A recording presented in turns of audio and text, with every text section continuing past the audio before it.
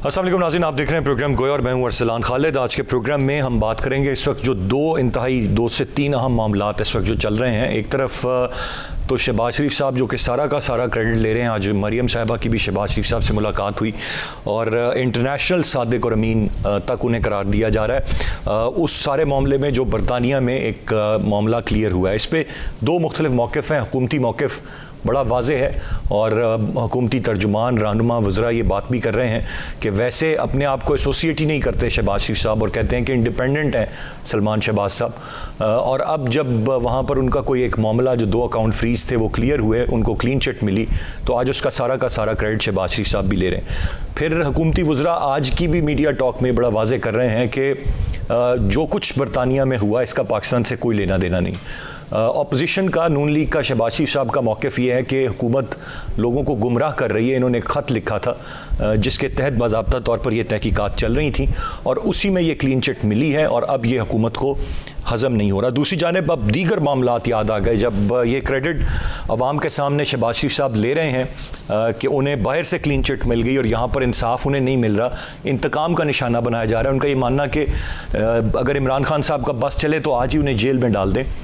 वो चीज़ बड़ी हद तक आज वाज़े भी हुई जब फवाद चौधरी साहब को अचानक ये ख्याल आया कि शहबाज शरीफ साहब के बहुत सारे जो केसेस हैं उनकी रोज़ाना की बुनियाद पर समाअत होनी चाहिए। और ये भी वो बता रहे हैं, एस्टिमेटेड सज़ा भी वो बता रहे हैं कि अगर मेरिट पे ये केस चलते हैं तो 25 साल तक की सज़ा शहबाज शरीफ साहब को हो सकती है। इस वक्त एक तरफ तो ये सारा मामला चल रहा है, फिर आज अचानक वज़ीर-ए-आज़म साहब को सड़कों की छानबीन जो नून लीग के दौर में बनी उनका ख्याल आ गया और उन्होंने हिदायत भी जारी कर दी कि सड़कों की तामीर पर बहुत बड़ा डाका डाला गया, हम सस्ती सड़कें बना रहे हैं। नाकिद जो हैं उनका ये मानना है कि सस्ती सड़कें बनाने के दावेदार सिर्फ BRT पेशावर को अगर देख लें तो बहुत सारी चीज़ें दूध का दूध और पानी का पानी हो जाएगा। उसके साथ साथ इस वक्त जो एक बात मुसलसल की जाती है वो नून और शीन की बात हम सुनते हैं। हमजा शहबाज साहब के मुख्तलिफ ओपिनियन सामने आ गया, फिर मरियम साहिबा ने कहा कि उनका ओपिनियन अपना हो सकता है लेकिन हम एक हैं। उसके साथ साथ अब नवाज शरीफ साहब के वापस आने की भी बातें हैं। उन्होंने एक बयान के ज़रिए कानून की बालादस्ती के ज़रिए मफाहमत की बात की है, यानी कि वो वापस आने के लिए शायद बड़ी हद तक अब मेंटली प्रिपेयर्ड हैं और वो कुछ गारंटीज़ चाहते हैं शफाफ इंतखाबात की और इंतकाम का निशाना ना बनने की, लिहाजा वो वापस आएंगे। लेकिन जो प्रिडिक्ट किया जा रहा है वो ये कि बहुत डिवाइड है इस वक्त मुस्लिम लीग नून में और ये डिवाइड बढ़ती जाएगी। मैं चाहूँगा इस वक्त जो पूरा का पूरा हुकूमती मौक़िफ़ है और फिर जो सारा का सारा नून लीग का मामला है और दूसरी जानिब हमने हाल ही में जो देखा कि थोड़ा सा एक सॉफ्ट जेस्चर वज़ीर-ए-आज़म साहब ने दिया था towards Peoples Party in Sindh government, मैं चाहूँगा उस पर भी आज के प्रोग्राम में हम बात करें। गेस्ट पार्टिसिपेंट्स का तारुफ कराता चलूँ। प्रोग्राम में हमें ज्वाइन कर रहे हैं राना एहसान अफजल साहब, पाकिस्तान मुस्लिम लीग नून के रहनुमा हैं, बहुत शुक्रिया आपके वक्त का। नदीम कुरैशी साहब पाकिस्तान तहरीक इंसाफ के रहनुमा हमारे साथ प्रोग्राम में मौजूद हैं और नवाब तैमूर तालपुर साहब हमें पाकिस्तान पीपल्स पार्टी के रहनुमा कुछ ही देर में ज्वाइन करेंगे। मैं राना एहसान साहब आपसे आगाज़ करना चाहूँगा। अब सर ये बड़ा मुश्किल हो गया टू अंडरस्टैंड कि कौन गुमराह कर रहा है। क्या अपोजिशन बिला वजह का क्रेडिट ले रही है?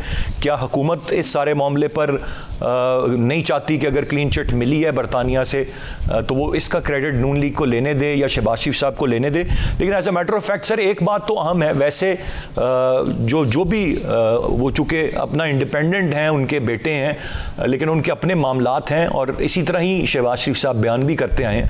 आज उस सब का क्रेडिट लेना how fair is it sir? देखिए, सबसे पहले तो जो इन्वेस्टिगेशन हुई है उसके अंदर शहबाज शरीफ साहब के जो असासे हैं और उन्होंने जो ट्रांजैक्शंस की उनकी भी डिटेल जो है उसके अंदर नेशनल जो क्राइम एजेंसी है उसने उनको शामिल तफ्तीश किया और इसके डॉक्यूमेंट्स भी जो हैं वो मुख्तलिफ चैनल्स पे या यूट्यूब्स के ऊपर लोगों ने शेयर भी किए जो नेशनल क्राइम एजेंसी के डॉक्यूमेंट्स है। तो ये कहना हुकूमत का ये तासर देना कि सिर्फ ये सलेमान शहबाज के ऊपर जो है हद तक था तो ये गलत है और इसकी डॉक्यूमेंट्री एविडेंस भी जो है वो मौजूद है। दूसरा, इस चीज़ में कोई शक नहीं होना चाहिए कि ये जो इन्वेस्टिगेशन थी इसने 20 साल तक के जो डिटेल्स हैं उनको इन्वेस्टिगेट किया और 3 ममालिक के अंदर जो ट्रांजैक्शंस हुई उनकी डिटेल्स को भी जो है इन्होंने शामिल तफ्सीस किया, जिसमें अमेरिका, यूएई और यूके के अंदर जो ट्रांजैक्शंस होती रही और फिर इनकी ये वर्डिक्ट आई कि जो है कोई मनी लॉन्ड्रिंग या किसी किस्म की जो है वो क्रिमिनल एक्टिविटी इनको नहीं नजर आई। दूसरी चीज ये कि हुकूमत का ये कहना कि हम इसके अंदर शामिल ही नहीं थे, हमारा तो ये इससे लेना देना ही नहीं है, तो ये भी ऑन रिकॉर्ड बातें हैं कि जो नैब के जो डीजी थे उनकी और जो शहजाद अकबर साहब थे एनसीए के साथ मुलाकातें भी हुई और फिर खतो खिताबत भी चलती रही।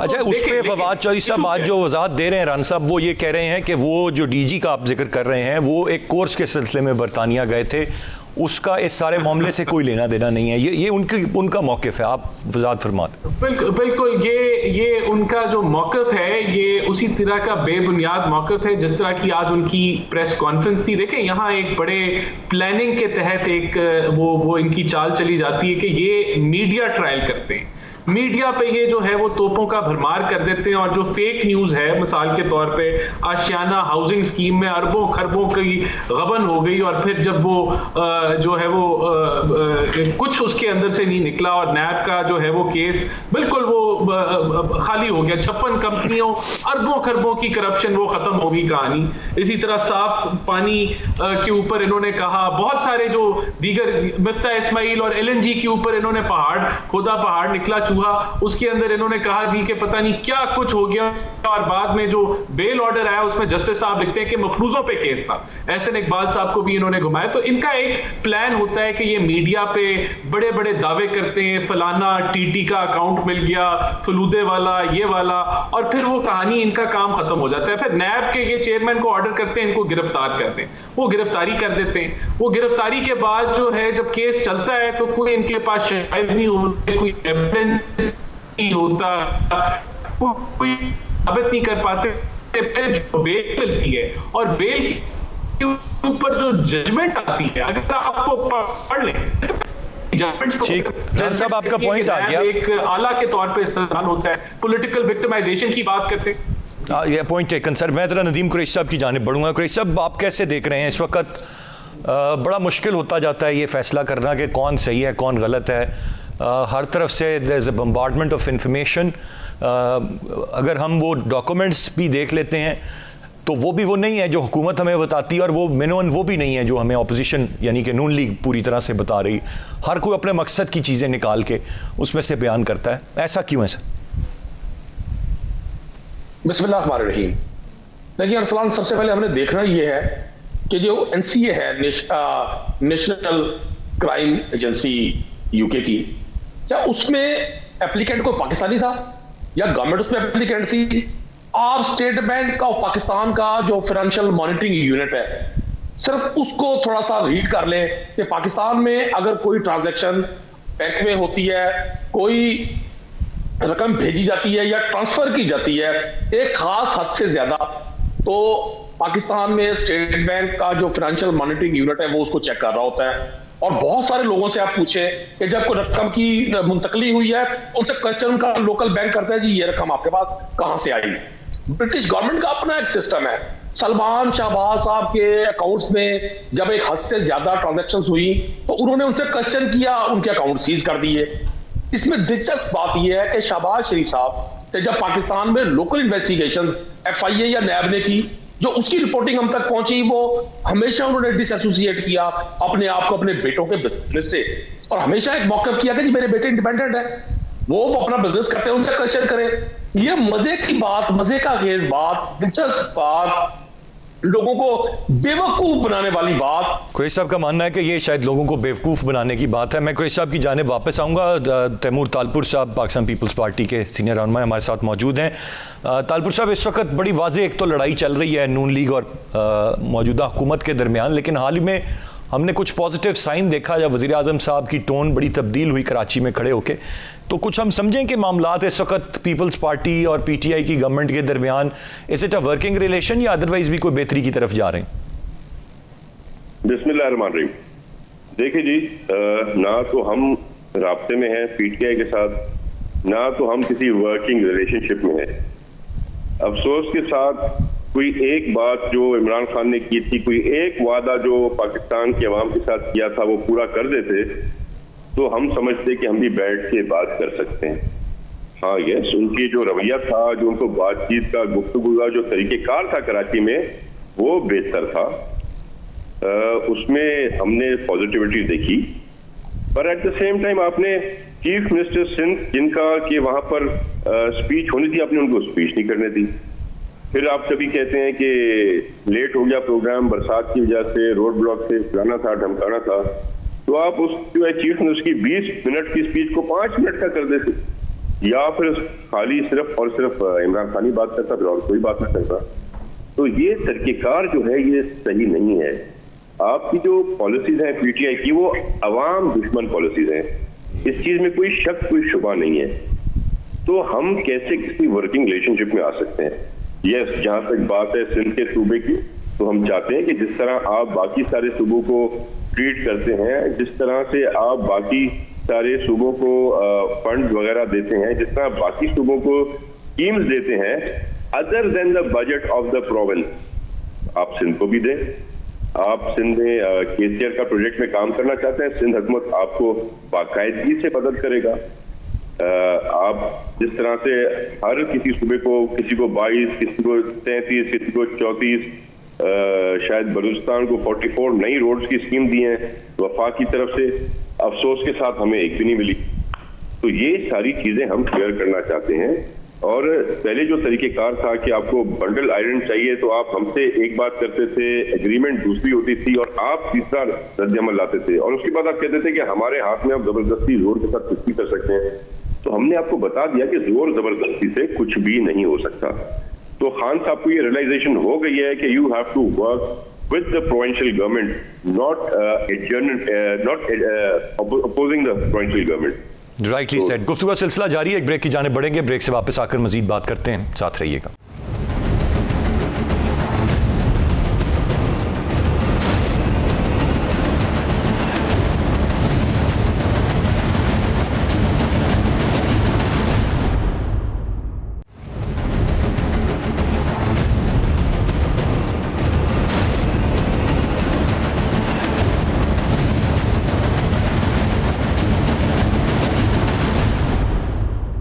जी वेलकम बैक। मैं नदीम कुरैशी साहब की जानिब वापस जाऊंगा जवाब लेने के लिए। कुरैशी साहब, आपने पीपल्स पार्टी के अपने रिजर्वेशंस हैं, आपकी पॉलिसीज़ को अवाम दुश्मन करार दिया जाता है, अवाम की भी यही राय है, लेकिन वाहिद एक पाकिस्तान तरीके साफ जो हुकूमत में है वो समझती है कि नहीं सब अच्छा है, और माजी में और जो अपोजिशन में हैं लोग वो सब बुरे हैं। इस फैसले के हवाले से भी आप अपनी राय दे रहे थे जो बरतानिया का है, उसमें भी आपका ये मानना है कि ये अपोजिशन ही गलत कर रही है, यही अवाम को बेवकूफ़ बना रही?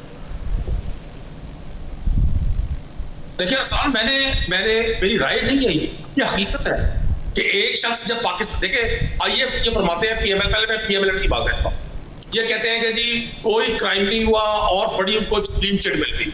भाई उन पे तो क्रिमिनल इन्वेस्टिगेशन यूके में तो हो ही नहीं रही थी। पाकिस्तान मुस्लिम लीग नून की लीडरशिप मुख्तलिफ लोगों पर जो क्रिमिनल इन्वेस्टिगेशन है वो तो पाकिस्तान में हो रही है। अगर पाकिस्तान की अदालतें आप क्लीन चिट देती हैं और भरने बजाय, खुशियों के शादियाने बजाय कौन को कहेगा जी हमें नीट एंड क्लीन का सर्टिफिकेट मिल गया है, मतलब आप अपने बेटे से डिसएसोसिएट करते हैं पाकिस्तान की इन्वेस्टिगेटिव एजेंसीज के सामने। और जब आप एक सिर्फ अकाउंट जो सीज था, जो एक फाइनेंशियल ट्रांजैक्शन पे उनका अपना एक सिस्टम है, आपसे क्यूरी हुई, उन्होंने आपका अकाउंट सीज कर दिया, आप क्यूरी क्लियर हुई या अभी पेंडिंग है, हमें नहीं मालूम इसका, आपका अकाउंट उन्होंने ओपन कर दिया, उसको फंक्शनल कर दिया। आप इस पर कैसे कह सकते हैं कि जी आपको उन्होंने इन्वेस्टिगेशन में नीट एंड क्लीन करार दे दिया? आपने तो वहां कोई प्रोसेस किए, वहां तो आपने सिर्फ पाकिस्तान से जो पेटीज की अकाउंट। मुझे कुरैशी साहब ये बताइएगा, ये वो तो चले वहां की बात हो गई ना, अब अचानक क्यों ख्याल आया कि रोजाना की बुनियाद पे केस चले? फिर विफाकी वजीर कौन होते हैं ये बात कहने वाले कि किसको मेरिट की बुनियाद पे कम से कम कितनी सजा हो सकती है? उस सजा भी वो अदालत पर वो बात डाल रहे हैं कि इतनी कम से कम होनी चाहिए, अदरवाइज हम समझेंगे मेरिट पे नहीं केस चला। ये क्या सर रवैया है? देखिए विफाकी वजीर जो है वो भी एक लॉ ग्रेजुएट है, आपको पता है आचार्य साहब लॉ ग्रेजुएट है। अब अगर उन्होंने अपनी किसी ऑब्जर्वेशन की बुनियाद पर कोई राय दी है सर, फिर वजारत कानून में चले जाए ना। वो अभी तो वो जिस वजारत में है वो एक वजीर है काबीना के, उनके पास जो भी तालीम है, जो उनका बनता नहीं है ना कि वो अदालत को ये डिक्टेट करें कि कितनी कम से कम सजा होनी चाहिए अगर मेरिट पे चलेगा केस। ये बनता नहीं है मेरे ख्याल से, तो वजीर का नहीं बनता। अदलिया का निज़ाम आज़ाद है, उसको रहने दें। आप पहले खुद प्रिडिक्ट करते हैं सजाएं, फिर जब अपोजिशन कहती है कि आप जानबूझकर निशाना बना रहे हैं, फिर आप मानते नहीं। आप लोगों को ये भी पहले से इल्म होता है कि किसकी गिरफ्तारी अमल में आने वाली है, फिर आप कहते नहीं हमें तो को अंदाजा ही नहीं था, हमने तो वैसी ही बात की थी। देखिए अरसलान, उन्होंने डिक्टेशन नहीं दी।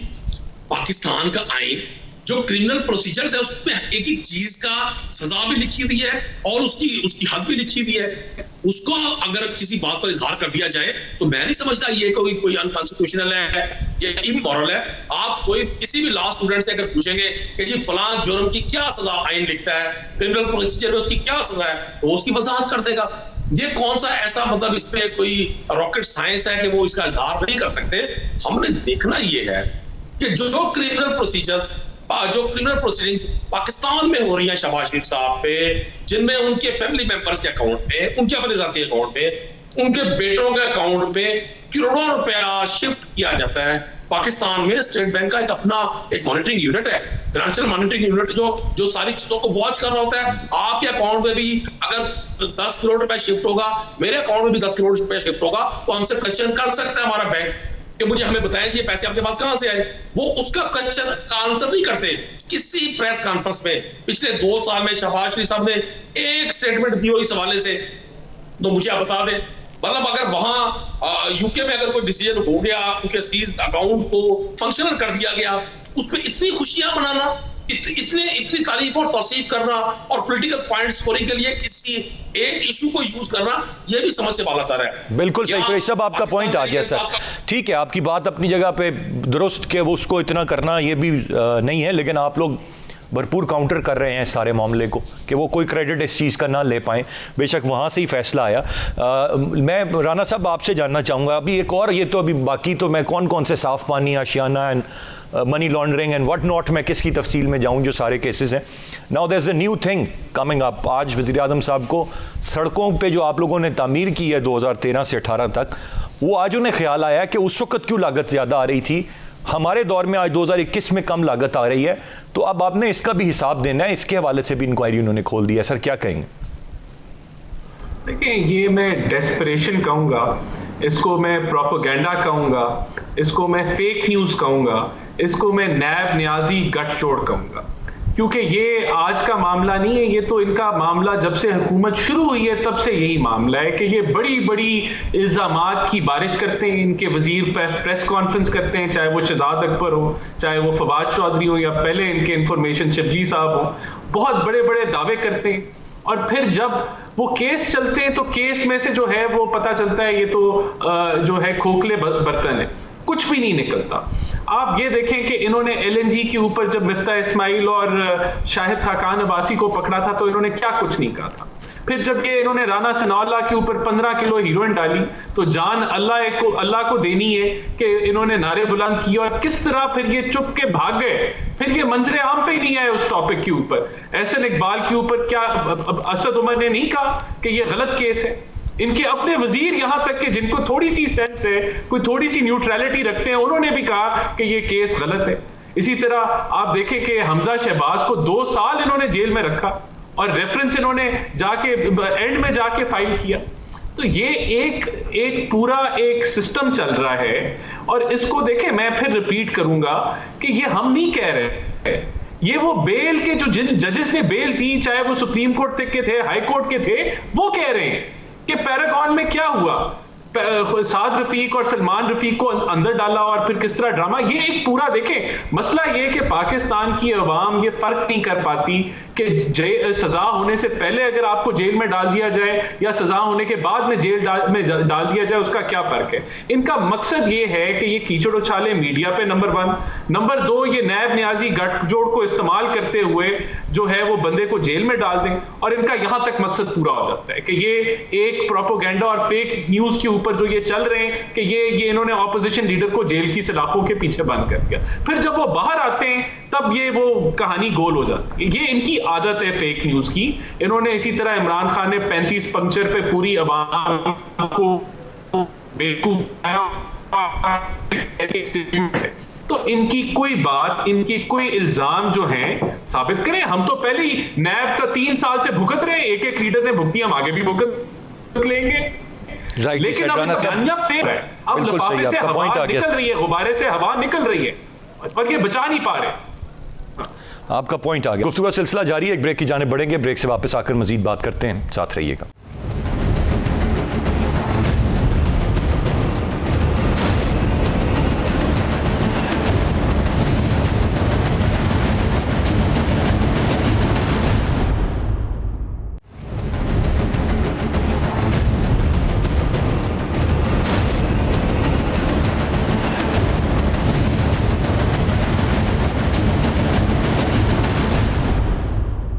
Welcome back. तालपुर साहब, बज़ाहिर तो इस वक्त जो मामला है, वो जो लड़ाई हम देख रहे हैं जो हमें बड़ी वाज़ेह नज़र आ रही है, that's with the Noon league जो हमें नज़र आ रही है अपोजिशन में।